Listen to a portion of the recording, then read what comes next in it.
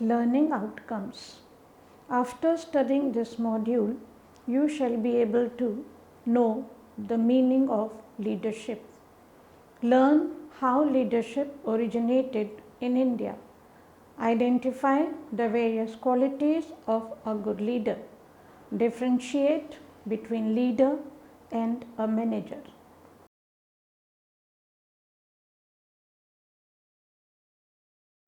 Introduction to leadership. As we look ahead into the next century, leaders will be those who empower. Bill Gates. Peter Drucker famously stated that management is doing the right things. Great leaders possess dazzling social intelligence, a zest for change, and above all, vision that allows them to set their sights on the things that truly merit attention. There are many definitions of leadership. The Collins English Dictionary defines leadership as the leaders of a party or group. Yet true leadership is much more than that. A leader can be the CEO of an organization or a first year employee who leads his or her team to success behind the scenes.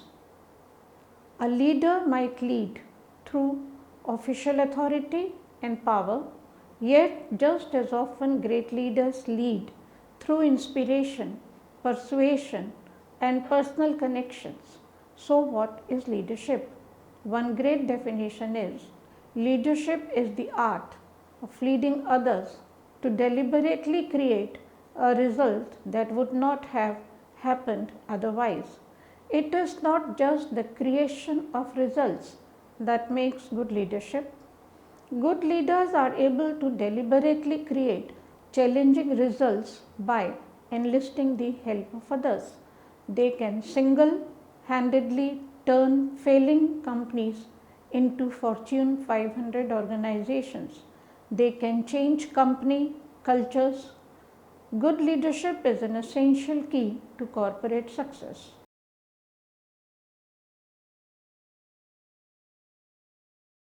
Leadership in India. Leadership is a very popular issue in India. It is, or at the least, leaders are a very common topic of discussion amongst people from all sections of Indian society, whereas discussions of political leadership are possibly the most common, often with a certain amount of disdain, cynicism, and even disgust. Leaders in other areas, such as the captain of the Indian cricket team and owners, founders, chief executives of leading business houses, are also discussed often. The importance of leadership is also attested to by the fact that statues of leaders of all sorts, political, social, religious, are created all over from big cities to small towns. A large number of public service institutions such as hospitals, schools, colleges, airports are named after leaders. Portraits of historical and religious leaders are often voluntarily displayed in public places such as shops, cafes, and offices. India has obviously produced a large number and wide variety of leaders over centuries, and several of them have been very popular. The range of effective leadership can be illustrated by, for example, those of Chandragupta Maurya, Ashoka, Akbar, and Gandhi. Chandragupta Maurya ruled for 24 years around 320 BC and has been described as the chief architect of the greatest of India's ancient empires. Bhasham, 1967. He was a warrior king who consolidated several smaller states into one large kingdom. He was the beneficiary of the advice of Chanakya, also known as Kautilya, who is believed to be the author of Arthashastra, a treatise on statecraft. and governance. Chandragupta was also very skillful at political manipulation. Ashoka, whose reign began around 269 BC, ruled as a tyrant for the first 8 years, which culminated in the conquest of Kalinga, in which more than 100,000 people were believed to have been killed and over 150,000 captured. Ashoka then had a change of heart and become a pacifist. This is found in many of his own inscriptions, which are the oldest surviving Indian written documents of any historical significance, consisting of a series of edicts engraved in very similar form on rocks and pillars at widely scattered points all over India. Bhasham 1967, page 53. These show Ashoka to be a benevolent king who introduced humanity in his internal administration and abandoned aggressive warfare in his dealings with other states. He also strongly supported the doctrine of ahimsa, meaning non-violence and non-injury to humans as well as animals, which was used very effectively centuries later by Gandhi in the Indian struggle for independence from the British rule. After his first 8 years, Ashoka became a prime example of a philosopher king, an example which in a way was later repeated in modern India when Dr. S. Radhakrishnan, a scholar and professor of philosophy, was elected as the President of India in 1962. The third example of historically effective leadership is of Akbar, 1555 to 1606, who was one of the Mughal emperors. He seemed to have understood the complexity of Indian society and polity and realized that tolerance of differences in religion, language, social customs, etc., was essential for the empire to survive. He abolished all preferences and discriminations based on religion and encouraged intercommunal marriages by setting an example himself. He even tried to propagate a new integrative religion, Deen-e-Ilahi, which attempted to combine the best of all existing religions in India at that time. Akbar could thus be considered an enlightened, pragmatic ruler. The last example is that of Gandhi, who symbolized a unique style of leadership which converted materialistic weaknesses into spiritual and political strengths. Starting his professional life as a barrister trained in Britain and evolving into something like a self-sacrificing saint, Mohandas Karamchand Gandhi is without doubt the most important leader of 20th century who has shaped the destiny of modern India. He is referred to as the father of nation due to his signal contribution to the Indian freedom movement against the British rule. His approach, consisting of non-violent struggle and civil disobedience, which had its beginning during his stay in South Africa, had a profound impact on the course of the Indian freedom struggle.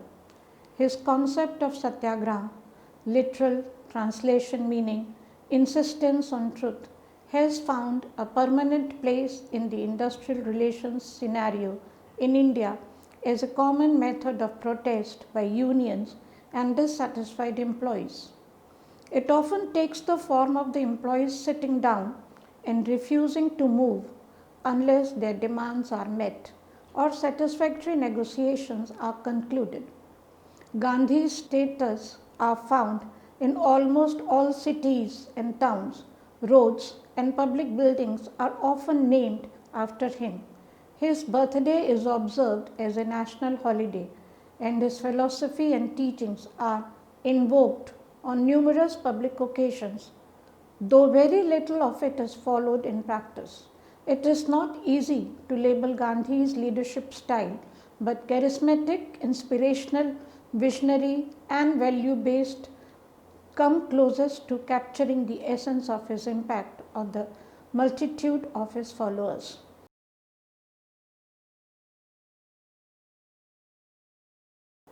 Qualities of a good leader.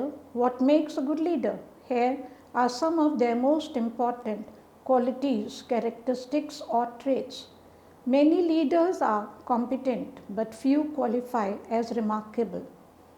Awareness. There is a difference between management and employees, bosses and workers. Leaders understand the nature of the difference and accept it. It informs their image, their actions, and their communication. They conduct themselves in a way that sets them apart from their employees, not in a manner that suggests they are better than others, but in a way that permits them to retain an objective perspective on everything that is going on in their organization. Decisiveness. All leaders must make tough decisions. It goes with the job. They understand that in certain situations, difficult and timely decisions must be made in the best interest of the entire organization. Decisions that require a firmness, authority, and finality that will not please everyone. Extraordinary leaders don't hesitate in such situations. They also know when not to act unilaterally, but instead foster collaborative decision making. Empathy. Extraordinary leaders praise in public and address problems in private. A genuine concern. The best leaders guide employees through challenges, always on the lookout for solutions to foster the long-term success of the organization, rather than making things personal when they encounter problems or assigning blame to individual leaders. Look for constructive solutions and focus on moving forward. Accountability. Extraordinary leaders take responsibility for everyone's performance, including their own. They follow up on all outstanding issues, check in on employees, and monitor the effectiveness of company policies and procedures. When things are going well, they praise. When problems arise, they identify them quickly, seek solutions, and get things back on track. Confidence. Not only are the best leaders confident, but their confidence is contagious. Employees are naturally drawn to them, seek their advice, and feel more confident as a result. When challenged, they don't give in too easily because they know their ideas, opinions, and strategies are well informed and the result of much hard work. But when proven wrong, they take responsibility and quickly act to improve the situations within their authority. Optimism. The very best leaders are a source of positive energy. They communicate easily. They are intrinsically helpful and genuinely concerned for other people's welfare. They always seem to have a solution and always know what to say to inspire and reassure. They avoid personal criticism and pessimistic thinking and look for ways to gain conscious and get people to work together efficiently and effectively as a team. Honesty. Strong leaders treat people how they want to be treated. They are extremely ethical and believe that honesty, effort, and reliability form the foundation of success. They embody these values so overtly that no employee doubts their integrity for a minute. They share information openly and avoid spin control. Focus. Extraordinary leaders plan ahead and they are supremely organized. They think through multiple scenarios and the possible impacts of their decisions while considering viable alternatives and making plans and strategies all targeted towards success. Once prepared, they establish strategies processes, and routines so that high performance is tangible, easily defined, and monitored. They communicate their plans to key players and have contingency plans in the event last minute changes require a new direction, which they often do. Inspiration, put it all together, and what emerges is a picture of a truly inspiring leader, someone who communicates clearly, concisely, and often, and by doing so, motivates everyone to give their best all the time. They challenge their people by setting high and attainable standards and expectations and then giving them the support, tools, training, and latitude to pursue those goals and become the best employees they can possibly be. Self awareness. You have an intimate knowledge of your inner emotional state. You know your strengths and your weaknesses. You know when you are working in flow, and you know when you are overworked. You know yourself, including your capabilities and your limitations, which allows you to push yourself to your maximum potential. Self direction. You are able to direct yourself effectively and powerfully. You know how to get things done, how to organize tasks, and how to avoid procrastination. You know how to generate energy for projects, to calm yourself when angered. You can make decisions quickly when necessary, but can also slow to consider all the options on the table. Vision. You are working towards a goal that is greater than yourself. It could be something small, like the success of the team, or a larger vision, like world peace. Working towards a vision is far more inspiring than working towards personal gain. Ability to motivate. Leaders don't lead by telling people what they have to do. Instead, leaders cause people to want to help them. A key part of this is cultivating your own desire to help others. When others sense that you want to help them, they in turn want to help you. Social awareness, understanding social networks and key influencers in that social network is another key part of leadership. Who in the organization has the most clout, both officially and unofficially? Who moves the hearts of the group? Leading a team or group is a real skill that takes time, thought, and dedication. Leadership is the most studied aspect of business in organization because it is the one overarching topic that makes the difference between success and failure. At times it may seem overwhelmingly complex, but by focusing on some fundamentals, you will find that you can lead your team with confidence and skill.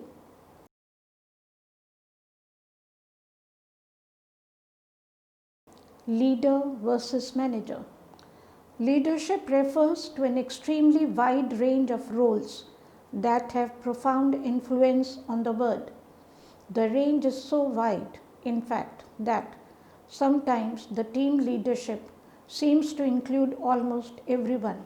Indeed, some corporations have adopted the slogan, "Everyone is a leader," a word which can refer to any person at any level of an organization, in any field, living or dead, who significantly influences others, for good or ill, is so broad as to be of questionable utility. Consequently, as the patriarch of modern leadership studies, James McGregor Burns, observes, leadership is one of the most observed and least understood phenomena on earth. Another analyst in the field elaborates, leadership studies have suffered from a lack of common language. Leadership and management are two distinctive and complementary systems of action. Each has its own function and characteristic activities. Both are necessary for success in an increasingly complex and volatile business environment. Strong leadership with weak management is no better and is sometimes actually worse than the reverse. The real challenge is to combine strong leadership and strong management and use each to balance the other. John Cotter. Often a distinction is made between leadership and management, although sometimes it would seem for the sake of it. Individuals cannot simply be classified as either one or the other. Both leadership and management skills are needed for success. At times, leaders will need to manage tasks and projects, and managers will need to influence and inspire people. Managers are not confined to management, and leaders are not restricted to leadership. The critical issue is about getting the right balance for the job you do. Management is generally seen to involve overseeing day-to-day operations, accomplishing goals, and achieving tasks, while leadership spans a wider remit that includes influencing and inspiring others, generating ideas, and defining a strategy and vision. In the table below, you will see a direct comparison between leadership and management activities. An individual can be a great leader, a great manager, or both, but each area requires the mastery of slightly different skills and competencies. By understanding each of these skills and behaviors, it is possible for you to successfully navigate the fields of both management and leadership.